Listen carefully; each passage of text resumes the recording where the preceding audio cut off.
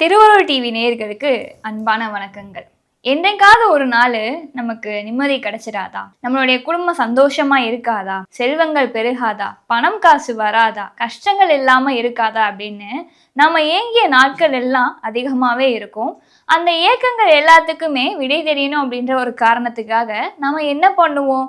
ஆலய வழிபாடு செய்யலாமா? வீட்டிலேயே சாமி கும்பிடலாமா? ஏதாவது பரிகாரம் செய்யலாமா? இந்த மாதிரியான தேடல்கள் அதிகமா இருக்கும். ஆன்மீகம் அப்படின்றது நம்மளுடைய வாழ்க்கையில ஒட்டி பிறந்த ஒரு விஷயம் அப்படின்னு சொல்லிட்டு வரலாறு சொல்லுது. அப்படிப்பட்ட இந்த ஆன்மீகத்துல நம்மளுடைய தேடல்களா இருக்கக்கூடிய பல விஷயங்களை பத்தி தான் இந்த வீடியோல முழுக்க பார்க்க போறோம்.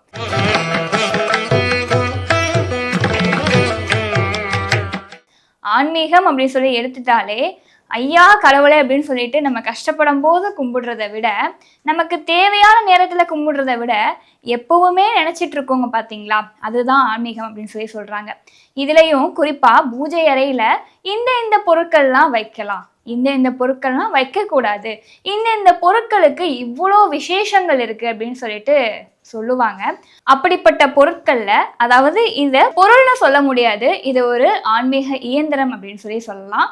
ஸ்ரீசக்கரம். இந்த ஸ்ரீசக்கரம் வீட்டில் இருந்தது அப்படின்னா அந்த வீடு செல்வ செழிப்போடையும் மகிழ்ச்சியோடையும் இருக்கும் அப்படின்றது ஐதீகமாக இருக்குது. என்னங்க நீங்கள் இந்த மாதிரிலாம் சொல்கிறீங்க, நாங்கள் ஸ்ரீசக்கரம் வச்சுருக்கோம், ஆனால் எங்கள் வீட்டில் எப்பயுமே கவலையாக தான் இருக்குது, அந்த மாதிரி நீங்கள் நினச்சிங்கன்னா அந்த பராமரிப்பு அப்படின்றது உங்ககிட்ட சரியில்லையோ அப்படின்றது தான் அர்த்தம். இந்த ஸ்ரீசக்கரத்தை பற்றி முழுவான விளக்கம் என்ன, இந்த ஸ்ரீசக்கரத்தில் என்னென்ன இருக்குது, இந்த ஸ்ரீசக்கரம் வச்சுருக்கவங்க வீட்டில் இதெல்லாம் பண்ணணும் இதெல்லாம் பண்ணக்கூடாது அப்படின்ற ஒரு 20 தகவல் இருக்கு. அந்த 20 தகவல் தான் இப்போ நான் உங்களுக்கு சொல்ல போறேன். ஸ்ரீசக்கரம் அப்படின்றது பார்க்கறதுக்கு எந்த மாதிரி இருக்கும்? அந்த ஸ்ரீசக்கர இயந்திரத்தை கையில எடுத்துக்கிட்டோம்னா அந்த இயந்திரம் பார்க்கறதுக்கு 9 முக்கோணங்களை கொண்ட ஒரு இயந்திரம் மாதிரி இருக்கும். அந்த ஒவ்வொரு முக்கோணத்திற்கும் ஒவ்வொரு அர்த்தங்கள் இருக்கு. அந்த ஒரு முக்கோணத்தையும் எடுத்துக்கிட்டோம் அப்படின்னா அதனுடைய மையப்புள்ளி இணையிற அந்த மையப்புள்ளியில பல தேவதைகளும் தெய்வங்களும் குடியிருக்காங்க அப்படின்றது சொல்லப்படுது. ஸோ இந்த ஸ்ரீசக்கர இயந்திரத்துல 64 கோடி தேவதைகள் உள்ள அடங்கியிருக்காங்க அப்படின்னு சொல்லப்படுது. ஒரு தேவதைகளும் ஒரு அம்சங்களை கொண்டது, ஒரு தேவதைகளும் ஒரு பலன்களை கொண்டது அப்படின்ற மாதிரி கருதப்படுது. அந்த 20 அம்சங்கள், அதாவது 20 அரிய தகவல்கள் என்ன அப்படின்னா, முதல் விஷயம், அந்த காலத்துல இருந்தே, அதாவது பழமையான காலம், தாந்திரிகம் மாந்திரிகம் இது எல்லாமே அதிகமா இருந்த காலகட்டங்கள்ல இந்த ஸ்ரீசக்கர இயந்திரத்தை அதிகமா பயன்படுத்துவாங்க அப்படின்னு சொல்லப்படுது. என்ன காரணம்னா, நாம ஏதாவது நினைக்கிறோம், நம்ம நினைச்சது நடக்கணும் அப்படின்ற ஒரு காரணத்துக்காக மக்களுடைய நம்பிக்கையா, அக்கால மக்களுடைய நம்பிக்கையா இந்த ஸ்ரீசக்கர இயந்திரம் இருந்திருக்கு. அடுத்ததா இந்த ஸ்ரீசக்கரத்தினுடைய ஈடுபாடு அப்படின்னு பார்த்தோம்னா, ஒரு ஸ்ரீசக்கரம் நம்ம வீட்டில் இருந்துச்சுன்னா அந்த மனோ தத்துவமும் உடல் வலிமையும் ஆரோக்கியமும் தியானம் அப்படின்றது நம்ம கொடுத்துட்டே இருந்தோம், அந்த ஸ்ரீசக்கரத்தை வேண்டிட்டே இருந்தோம் அப்படின்னா முழுமையா கிடைக்கும் அப்படின்றது ஒரு ஐதீகமா இருக்கு. இந்த ஸ்ரீசக்கர இயந்திரம் அப்படின்றது கிமு 1000 ஆண்டுகளுக்கு முற்பட்ட இயந்திரம். அதாவது முந்தைய காலத்துல இருந்தே தெய்வங்களை நினைத்து பழங்கால மக்கள் வழிபட்டு வரக்கூடிய ஒரு இயந்திரம் அப்படின்னு சொல்லி சொல்லப்படுது. ஸோ அந்த காலத்துலலாம் நம்ம வீட்டில் இப்போ இருக்கிற மாதிரி சிலைகளும் சிற்பங்களும் ஓவியங்களும் சுவாமியோட படங்களும் இருக்குமா, விக்கிரகங்கள்லாம் இருக்குமா அப்படின்னு கேட்டா அதுவே ஒரு பெரிய சந்தேகம்தான்.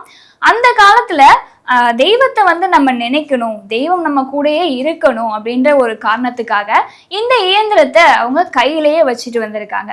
ஸோ இந்த இயந்திரம் நம்ம கையில இருக்கு, நம்ம நினைக்கிறோம் ஒரு விஷயத்தை, அது நடக்கணும்னு ப்ரே பண்றோம் அப்படின்னா அது முழுமையா நடக்கும் அப்படின்னு சொல்லப்படுது. ஆனா குறிப்பா இதுல முக்கியமான ஒரு விஷயம், அதற்கான பராமரிப்புகளை நம்ம சரியா கொடுக்கணும். பராமரிப்பே இல்லாம நான் இயந்திரம் வச்சிருக்கேன் ஆனா எனக்கு எதுவுமே நடக்கல அப்படின்னு சொல்லக்கூடாது அப்படின்றதும் அக்கால மக்கள் இப்போ வர சொல்லிட்டு தான் வராங்க. ஸோ அடுத்தது பார்த்தோம்னா, நான் முன்னாடியே சொல்லியிருந்தேன், இதுல 9 முக்கோணங்கள் இருக்கு.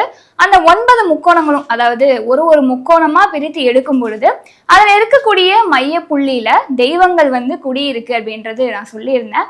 ஸோ இதுக்கான இன்னொரு அர்த்தம் என்ன அப்படின்னா, இந்த முக்கோணத்துல இருக்கிற அந்த மைய புள்ளியும் அந்த முக்கோண கோடுகளும் வெறும் கோடுகள் அல்ல, வெறும் புள்ளிகள் அல்ல, அது சக்தி வாய்ந்த தெய்வங்கள் இருக்கக்கூடிய ஒரு அம்சமான ஒரு குறியீடு. அந்த தெய்வங்களை என்னைக்குமே இழிவா பார்க்க கூடாது. இது வெறும் இயந்திரம் தானே, இயந்திரம் இயந்திரம் என்ன செய்துவிட போகிறது அப்படின்னு சொல்லிட்டு நம்ம நினைக்கவே கூடாது. அந்த இயந்திரத்துக்கு ஒரு மதிப்பு இருக்கு. அந்த இயந்திரத்துல 64 கோடி தேவதைகள் இருக்காங்க.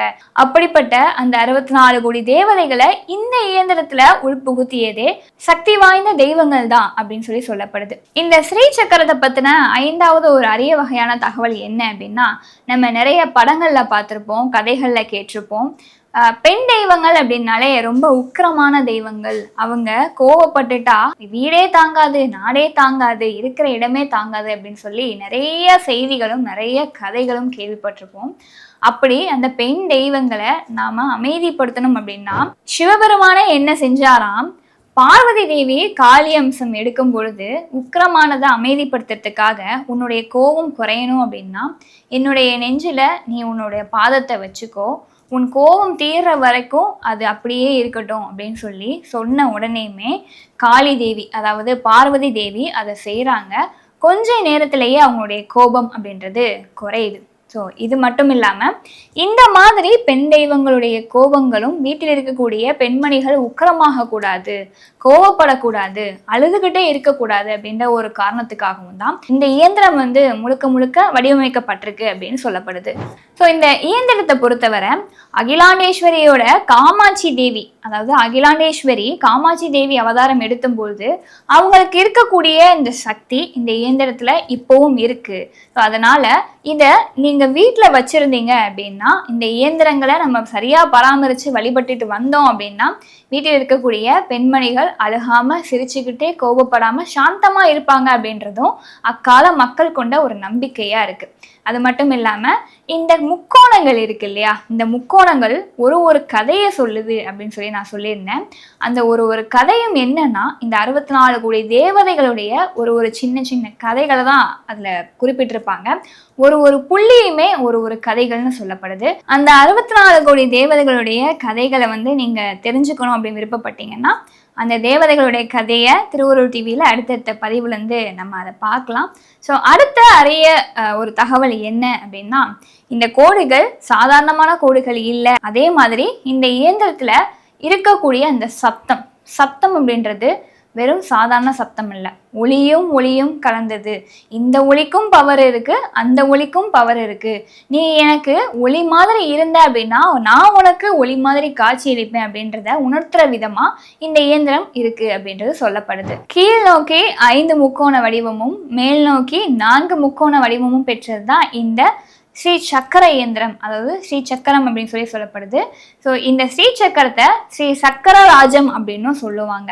ஸோ இந்த இயந்திரம் நம்ம கையில் இருந்தது அப்படின்னா ஒரு மனிதன் நம்மளுடைய ஆசைகள் எல்லாத்தையுமே அதாவது அந்த மனிதனுடைய ஆசைகள் எல்லாத்தையுமே மனதுக்குள்ள கட்டுப்படுத்தி ஒருநிலைப்படுத்தி எங்கேயுமே மனசை அலைபாய விடாம ஒரு நேர்கோட்டுல ஒழுக்கமான வாழ்க்கையில நிம்மதியா பிரயாணம் பண்றதுக்காக உருவாக்கப்பட்ட ஒரு இயந்திரம் அப்படின்றது இந்த ஸ்ரீ சக்கர இயந்திரம்.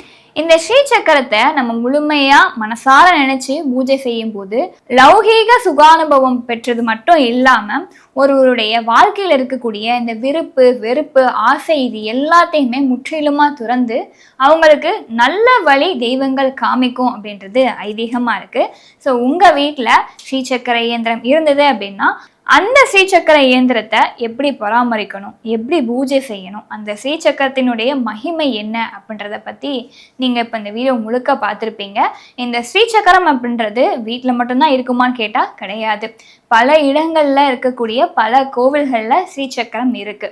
உதாரணத்துக்கு சென்னையில் இருக்கக்கூடிய திருவேற்காடு காளியம்மன் கோவில்ல இருக்கு, மாங்காடு காமாட்சி அம்மன் கோவில்ல இருக்கு, திருச்சியில திருவானைக்காவல்ல அருள் புரிகின்ற அகிலாண்டேஸ்வரி கோவில்ல இருக்கு. இந்த மாதிரி பல கோவில்கள்ல இந்த ஸ்ரீசக்கர இயந்திரம் இருக்கு.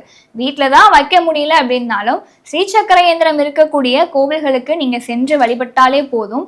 நான் சொன்ன அனைத்துமே உங்களுடைய வாழ்க்கையில கிடைக்கும் அப்படின்றது அக்காலத்தில் இருக்கக்கூடிய மக்களின் ஒரு நம்பிக்கையாகவும் இருக்கு. ஸோ இது எல்லாமே தான் இந்த ஸ்ரீசக்கரத்தை பற்றின முழு அரிய வகை தகவலாக இருக்குது. இந்த ஸ்ரீசக்கரம் பற்றி நீங்கள் தெரிஞ்சுக்கணும், அடுத்தடுத்த பதிவுகளில் தேவதைகளை பற்றி தெரிஞ்சுக்கணும் அப்படின்னு சொல்லி விருப்பப்பட்டீங்கன்னா நம்மளுடைய திருவுருள் டிவி சேனலை மறக்காமல் சப்ஸ்கிரைப் பண்ணிக்கோங்க.